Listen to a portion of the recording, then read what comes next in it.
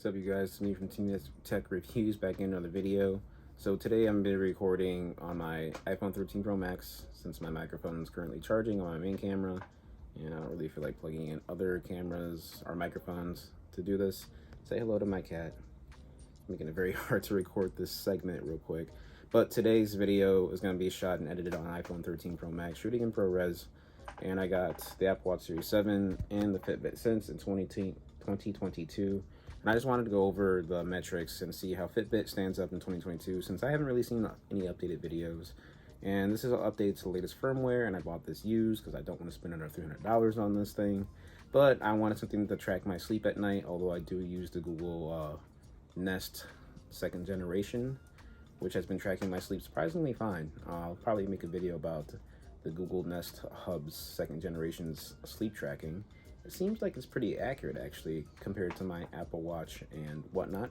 So I'll make a video about that here pretty soon. If you guys are into sleep tracking and the Google Nest Hub, pretty nice nightstand. But anyway, it's about the Fitbit Sense and Apple Watch. So I'm gonna go for an outdoor run, do some weight exercises, track my steps, obviously, see how the steps metrics matches up for the day.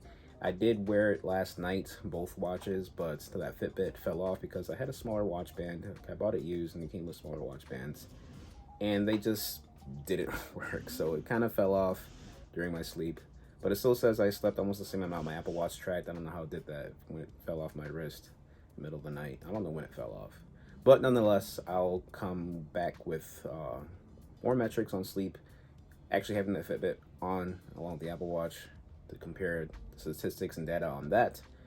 And I don't have anything third party or third tracking device to correct the errors or see the error margins between both devices. So don't come at me in the comments saying you don't have like a polar chest strap or something to compare the actual data that's accurate between devices. I just found the Apple Watch to be accurate to me. I don't have anything to clarify its accuracy, but it seems right with me because I just know my body, and I have done some metric stuff with actual health devices to actually track this, like medical devices, like pulse ox and all that stuff. So I've compared stuff before. The Apple Watch seems to be pretty accurate. So GPS will be compared, calories, steps, and all that. I'm talking too much, so let's get to this run, and I'll put some data on the screen in the next clip.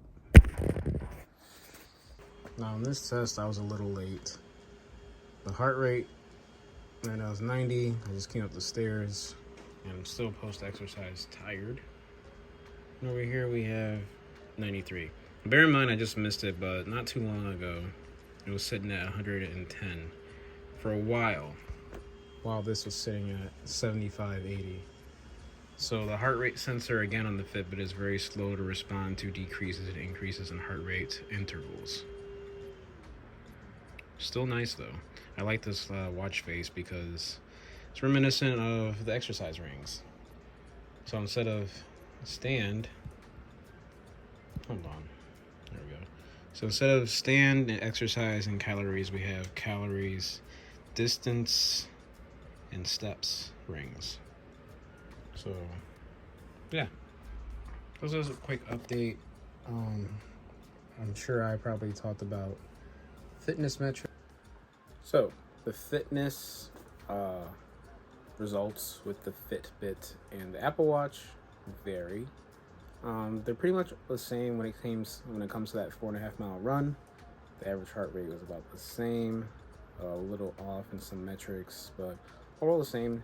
Distance was a little more on the Fitbit, calculated more distance than the Apple Watch did, and there was only like a couple seconds delay in between starting the exercises. And I noticed when it came to the hills, the Fitbit continued tracking distance more than the Apple Watch did, which was interesting. Calories counted was pretty much almost about the same. The Fitbit's calories are somewhere in between the active and total calories of the Apple Watch. Again, nothing to confirm or deny the accuracy of these statistics, but nonetheless, I'm even used to my Apple Watch being fairly accurate just because the heart rate is able to keep up with the increases and decreases more quickly than the Fitbit is. So I'll probably do some like ab exercises later today. I really don't feel like lifting weights today after doing that 4.5 mile run in the heat and in those hills. So I'll keep you updated in probably the next clip. So to continue on, the Fitbit, when I woke up this morning, somehow I had over 100 steps, and the Apple Watch had like about maybe 50 or 80. Don't know how I was stepping in my sleep. Was I sleepwalking? I don't know. Maybe I should set up a camera to check if I sleepwalk during the night. But I doubt it, because I think this is a common bug with the Fitbit and Apple Watch tracking steps while you sleep. Now, I do have some data with the sleep tracking. I had different numbers with the Google Fit from the Google Nest Hub, second generation, that tracks my sleep. I had different data from Auto Sleep, different data from Sleep Tracker, different data from Fitbit, different metrics with SpO2, REM sleep, deep sleep, readiness, HRV. All that's really different in between all of these things. So let's dive into those metrics with some screenshots and a voiceover. All right, so Pillow indicates 7 hours, 19 minutes of sleep. Fitbit indicates 6 hours, 48 minutes of sleep. Auto Sleep indicates 7 hours, 37 minutes of sleep. And the Google Nest Hub with the radar sensor indicates 7 hours, 55 minutes of sleep. So all these vary. So which is more accurate is the main question. Well, we don't know, because I don't have a third-party accessory to tell me what is more accurate, but the Google Nest uses a radar sensor that sits on the nightstand, and it should be fairly accurate. And then you have a wrist-based stuff like the Fitbit and Apple Watch using different applications that use different algorithms. Fitbit has its own algorithm, and the Apple Watch, along with the third-party apps, has its own algorithm. So it's all different and it varies. So it's really up to you to see which one you're more comfortable with, and you can just manually see what time you were asleep, fell asleep, and see what time you woke up and do your own estimates. But for the most part, I've been using Auto Sleep for a long time, so I kind of think that's the most accurate, I think, based on what time I go to sleep and wake up. Anything else in between it's happening, I'm not sure about its accuracies. But I did find that the heart rate for the Fitbit was oddly higher than it would be on the Apple Watch. So that's a little different. And I feel like the Fitbit might be miscalculating, because I do generally have a low heart rate when I sleep. So I think the measurements with the low heart rate on the Apple Watch is more accurate, just because I know my heart rate. Also, I wanted to remind you guys that the Fitbit app itself, compared to using the Apple Watch, you get more metrics and you get more things in one place. You have your stress management by using the EDA scanner. I've gotten good responsiveness, exertion balance, sleep patterns are good with my stress management.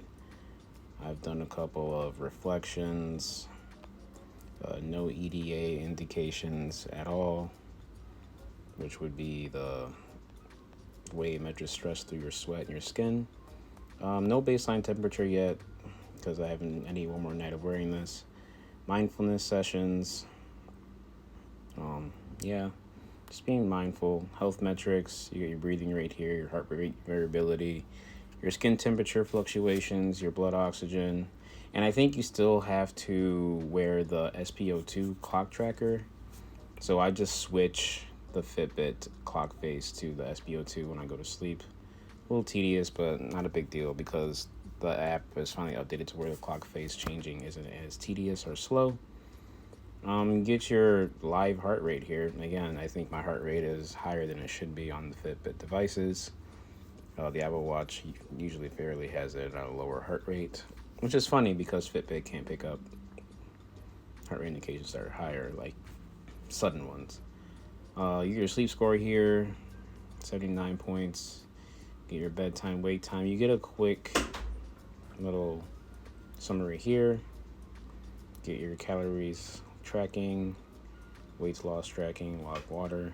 So everything is all in one spot, which is very nice. And then you have the Fitbit community, of course. You have your Fitbit feed, friends if you have friends in Fitbit, and some groups you can join to compete with people and whatnot. But I do prefer the Apple Watch competing because it's more personal and fun. So, yeah. This is the Fitbit app. I just wanted to show you guys, once again, that it is more helpful than, let's say, the activity fitness app, because here you do get your total calories at the bottom here throughout the day. You get your total exercise times for the week, I believe, here. Stand hours are here. But I mean, that's about it. Everything else you want regarding your health with Apple, you have to go to the health app, on a separate app, to get your blood oxygen, cardio fitness levels, heart rate variability, respiratory rate, resting heart rate, your sleep. This even indicates I got 7 hours 55 minutes of sleep based off my Apple Watch. It's the native app. Steps for the day. So yeah, if you want to do all your health metrics on here, for the Apple Watch, you have to go all the way to the health app, which isn't annoying. I mean, it's not terrible, but if you want everything in one app, obviously Fitbit. If you want your activity, your fitness levels through your Apple Watch here, and then to see your overall health and fitness here, it's not that bad if you're organized like that. So that's just the differences between the two.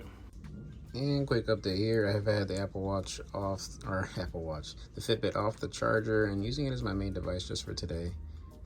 Oh, yeah, and maybe throughout the day.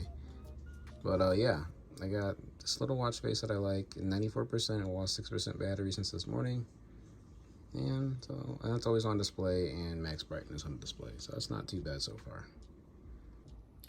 So with the overall running metrics, sleep metrics, and battery life comparisons, and different data things, I mean, if you want a fitness tracker, Fitbit is the way to go. It's not really a smartwatch.